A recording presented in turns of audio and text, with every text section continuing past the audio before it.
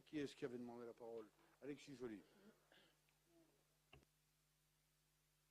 Oui, merci, monsieur le maire, de me laisser la parole.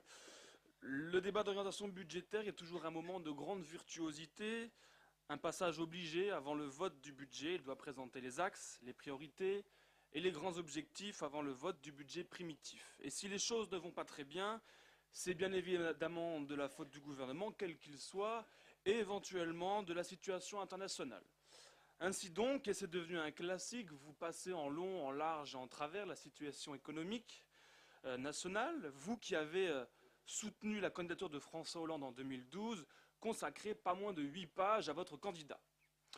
Je reviendrai donc sur le contexte économique européen lors du vote du budget dans quelques semaines, mais aujourd'hui c'est dans un contexte économique national de baisse des dotations de l'État aux collectivités que nous avons à nous prononcer sur les orientations budgétaires d'Échirolles.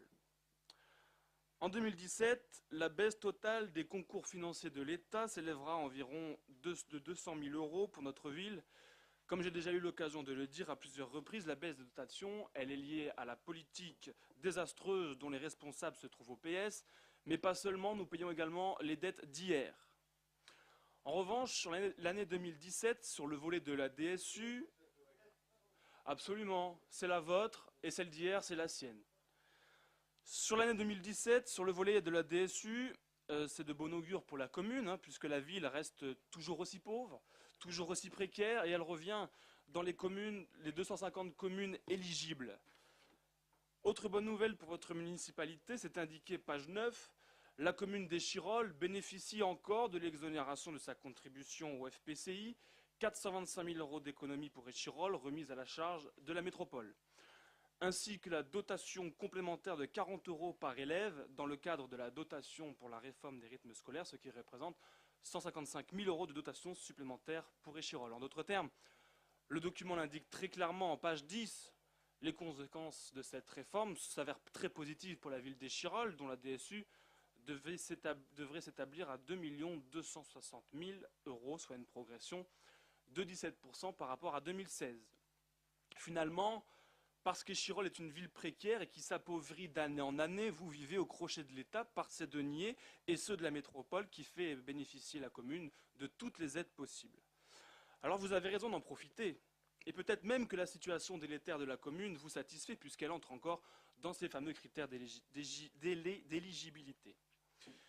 Concernant la pression fiscale sur les foyers échirollois, vous semblez avoir entendu nos remarques lors du budget 2015 et 2016, puisque vous annoncez un gel de la hausse des taux, et nous y souscrivons, mais nous nous méfions des promesses que vous ne tenez pas. La ville d'Hénin-Beaumont, où j'étais encore d'ailleurs ce matin, a même baissé de 15% la taxe d'habitation en 3 ans et vient d'annoncer également une baisse de la taxe foncière pour 2016. Monsieur le maire, je pourrais facilement vous arranger avec le maire Steve Briouat si vous le souhaitez. Geler la hausse des taux ou diminuer les taux aurait été préférable, mais certaines dépenses semble encore trop peser dans votre budget. J'en prends pour preuve la masse salariale qui, malgré vos maigres efforts, l'embauche à tour de bras pendant des années et des années générera 181 936 euros de dépenses supplémentaires en 2017. 1700 agents, c'est vrai, c'est beaucoup plus que les communes de même taille, c'est également de votre fait, c'est votre responsabilité. Je rappelle d'ailleurs que la métropole de Grenoble, c'est 450 000 habitants et c'est également 1700 agents. Vous parlez avec un air d'expert de la maîtrise de la fiscalité lorsqu'elle a augmenté de 10% en 2 ans. Vous mentez encore une fois, il s'agit bien évidemment d'une hausse qui s'ajoute à celle de la métropole et des 18 ou 20% de hausse d'augmentation, de la taxe d'enlèvement sur les ordures ménagères et le matraquage fiscal du gouvernement socialiste.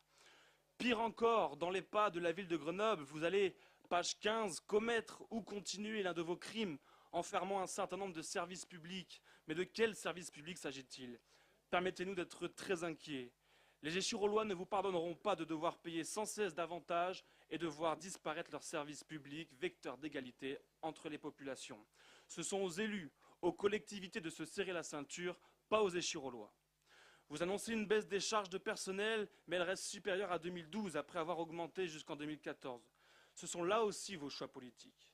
Du reste, les dépenses de gestion entre 2012 et 2016 ne diminue même pas d'1%, elle se porte à 0,8%. Vous nous dites aussi qu'en 8 ans, vous avez diminué les dépenses de fonctionnement et pour cela, vous prenez volontairement des grandes fourchettes pour tenter de montrer quelque chose de significatif alors qu'il n'en est rien. Elles auront baissé en 8 ans, je le rappelle, de 1,6%. Sur le volet de l'investissement, vous annoncez leur diminution, dont vos quartiers prioritaires chéris, eux, n'en connaîtront pas la baisse, contrairement à d'autres qui devront attendre que votre électorat soit bien satisfait. Pour la sécurité des Échirolois, là encore, vous semblez avoir écouté nos conseils et investissez dans l'installation de vidéoprotection.